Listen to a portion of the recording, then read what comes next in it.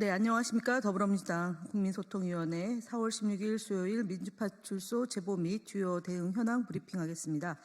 함께하신 양문석 허위조작정보감시단장님 소개해드립니다. 오늘 제보 현황 보고드립니다. 4월 16일 9시 기준으로 971명이 방문했고 448건의 제보가 있었습니다. 매체별로는 네이버 35.85%로 가장 높은 수치를 기록하고 있으며 그 뒤로 SNS 28.71%, 유튜브 13.26%, 커뮤니티 8.34%, 틱톡 1.47%의 순으로 제보되고 있습니다. 주요 제보 내용을 말씀드리겠습니다.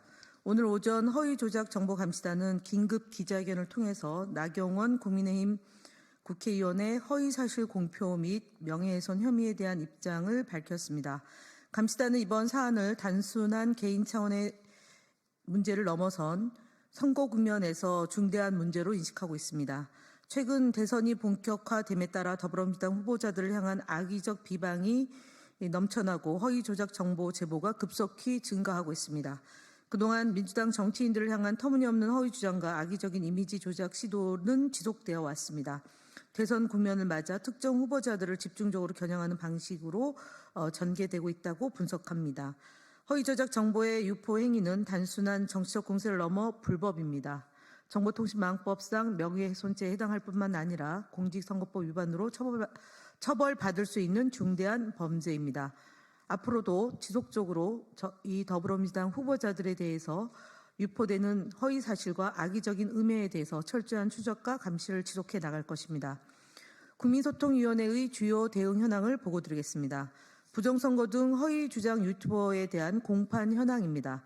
국민소통위원회가 부정선거로 민주당 의원들이 당선되었다는 허위 주장을 유포하여 경찰에 고발한 이사카 TV에 대한 구약식 직판이 게시되었습니다. 경찰은 명예훼손 혐의로 벌금 100만 원을 구형하였고 선고 공판은 2-3월 후 실시될 예정입니다. 또한 이재명 대표 테러 사건에 대한 허위사실 유포했다는 혐의를 받은 아포유 채널에 대한 재판 일자가 지정되었음을 말씀드립니다. 허위사실 유포 행위자에 대한 경찰 고발 현황 보고드리겠습니다. 지난 3월 25일 서울시립대학교 인근에서 불법 개조 차량을 이용해 확성기로 김일성을 추정하는 이재명이라는 등의 허위사실을 유포한 사건에 해당하여 해당 행위자를 허위사실 유포에 의한 명예훼손 혐의로 경찰에 고발하였습니다. 다가오는 대선 후보 경선이 시작됐습니다. 우리 위원회는 대선이 가까워짐에 따라 기승을 부리는 허위사실 유포 단호하게 강력하게 대처해 나가겠습니다. 스카이데일리 언중이 제소 및 언중이 심리 결과 등 언론 대응 보고입니다. 스카이데일리는 여전히 더불어민주당이 중국과 북한의 지령을 받고 있다는 주장을 하고 있습니다. 그러나 이는 어떠한 객관적 근거도 제시하지 않고 사설이라는 형식을 빌린 허위 보도를 자행하고 있습니다. 주장을 넘어서 사실을 왜곡한 보도로 판단하여 4월 15일자 사설에 대해서는 언론중재위에 제소하였습니다. 아울러 언론중재위 심리 결과를 보고드리겠습니다. 3월 15일자 데일리안 암살 제보 이재명 자맹 돌입 민주당 의원들만 광장 방패로 기사에 대해서는 더불어민주당 측 반론 보도를 게재하기로 합의하였고 4월 1일자 아시아투데이 야 노골적 압박에 윤 선고 앞당겼다 기사에 대해서는 노골적 압박에라는 표현을 공세에 수정하기로 합의하였습니다. 채널A 돌직구쇼 편향성 방송에 대한 보고입니다. 4월 14일 채널A 돌직구쇼에서는 한 출연자가 한덕수 권한대행 출마설에 대한 논평을 하면서 민주당이 나라를 흔들었기 때문에 한덕수 출마설이 나왔다는 억측으로 한덕수 출마론과 전혀 상관없는 민주당과 엮은 허위사실을 언급하였습니다. 진행자 또한 반론의 시간을 보장하지 않고 다른 주제로 넘어가는 편향된 모습으로 진행했습니다. 이는 방송심의에 관한 규정 제9조 1항, 제10조 2항, 제14조를 위반한 것으로 방송통신심의위원회에 신고 접수하였습니다. 다음으로 드럼통 타이거 등 유튜브 대응 현황 보고입니다. AI 음성 생성 기술을 이용해 더불어민주당과 우리 당 대선 후보들을 폄훼하고 조롱하는 컨텐츠를 제작 유포하고 있는 유튜브 채널 어준이 떠준이와 드럼통 타이거에 대한 내용을 구글 측에 커뮤니티 가이드라인 위반으로 신고하였고 법적 대응도 검토 중입니다. 다음으로 거짓말 시리즈는 양문석 의원님께서 말씀하시겠습니다. 예, 국민의힘 거짓말 시리즈 88번째입니다. 범죄 속을 조선일보 출신 국민의힘 신동욱 수석 대변인은 4월 15일 논평을 통해 이재명 추대 이벤트로 전락한 민주당 경선, 일극체제가 공고화된 민주당의 민낯이라고 거짓말을 했습니다. 신동욱 수석 대변인의 논평은 전형적인 내로남불식 거짓말입니다. 조선일보의 TV조선에서 상습적으로 하던 거짓말을 정치판에 와서도 똑같은 행태를 되풀이하고 있습니다. 민주당은 지난 몇 년간 지속적으로 당헌 주권을 강화해 왔고 그에 맞춰 지난해 제1차 전국 당헌대회를 개최하기도 했습니다.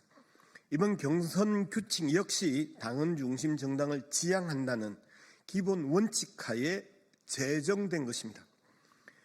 국민의힘 또한 2차 컷오프와 본 경선의 당심을 50% 반영하고 1차 컷오프 여론조사에도 비지지층의 역선택을 방지하는 조항을 넣어두었습니다.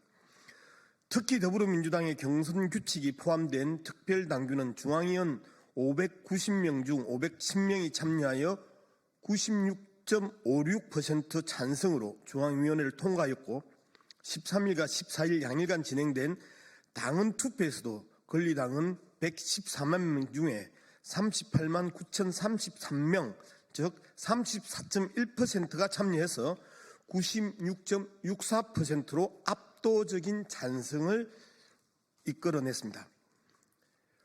민주당의 경선 규칙은 당헌 주권 시대의 당심 반영 비율과 국민 참여 여론조사 비율을 조합하여 윤석열 탄핵 이후 실시되는 조기 대선 대응에 최적화된 경선 규칙입니다.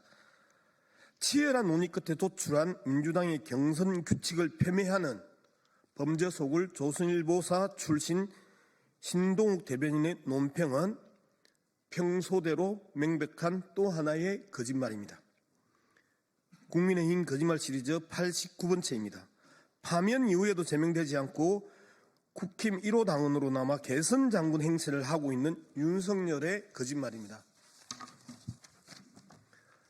4월 14일 서울중앙지법에서 열린 내란 혐의 제1차 공판기일에서 윤석열은 몇 시간 만에 비폭력적으로 국회 해제 요구를 수용했다. 평화적 대국민 메시지 계엄이었다고 주장을 이어갔습니다. 이는 탄핵을 인용한 헌재의 판단과 정면으로 배치되는 명백한 거짓말입니다. 헌법재판소는 윤석열의 파면을 선고하며 국회 권한 행사 방해 등 정치적 목적으로 병력을 투입한 군인과 일반 시민을 대치하게 하였다고 윤석열의 반헌법적 불법적 행위를 지적하였고 비상계엄 해제 요구안이 신속하게 가결된 것은 시민의 저항과 군인의 소극적 대응 덕분이었다고 밝힌 바 있습니다. 국군을 내란 등 폭력 행위를 위해 동원하였고 시민의 저항으로 계엄이 해제되었음도 뻔뻔스럽게 거짓말을 이어가고 있습니다.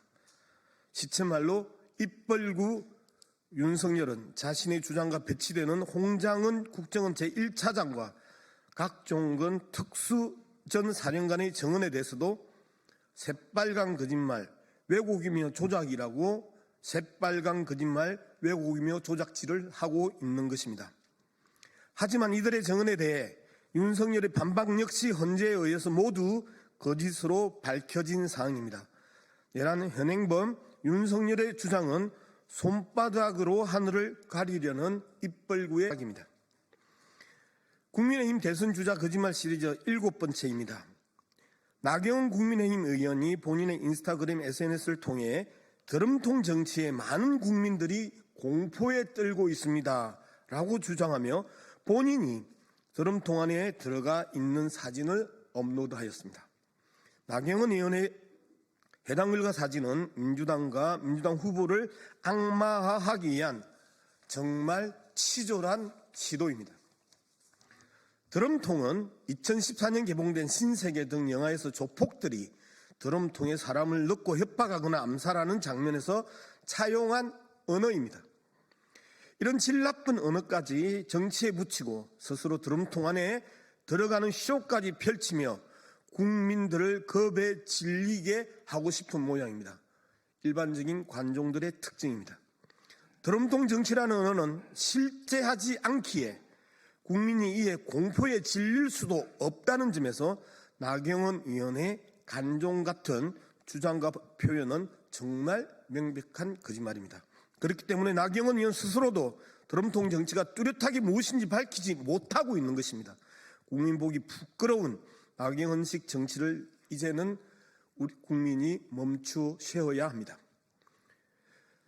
국민의힘 대선 주자 거짓말 시리즈 8번째입니다. 대선 주자 거짓말 시리즈 8번째 주인공 또한 나경원입니다. 나경원 의원은 김경수 전 지사의 연방제 수준의 자치분권 실현 공약에 대하여 북한 김일성이 주장했던 고려 연방제와 맥을 같이 하는 주장이라고 발언합니다. 지역 소멸을 방지하고자 하는 측면에서 발표한 지방분권 공약에 북한이 남북 통일을 위해 제시한 통일 방안을 거론한 것은 터무니없는 말입니다. 연방제 수준의 자치분권 필요성은 한나라당 이후 보수 진영에서도 지속적으로 제기된 공약입니다. 유해창 총재 역시 17대 대선에서 강소국 연방제를 공약했고 윤석열 정부의 대통령 직속 우동기 지방시대위원장 역시 대경통합은 윤석열 정부가 추구하는 연방제에 준하는 과감한 지방분권이라고 상찬한 바 있습니다. 박형준 부산시장 및 이철우 경북지사도 연방제에 준하는 지방분권을 주장했습니다. 연방제라는 단어만 놓으면 머릿속에 떠오르는 것은 북한의 고려 연방제밖에 없는 무식한 지적 수준을 보였습니다. 미국도 연방제입니다. 오선의 나경원은 본인이 속한 당의 전반적인 분위기도 모른 채 연방제라는 말 한마디에 색깔론부터 들고 나온 것입니다. 나경원 의원의 황당한 사고와 행동이 이제는 안타까움을 넘어 불쌍하게까지 보입니다. 이상입니다. 고맙습니다.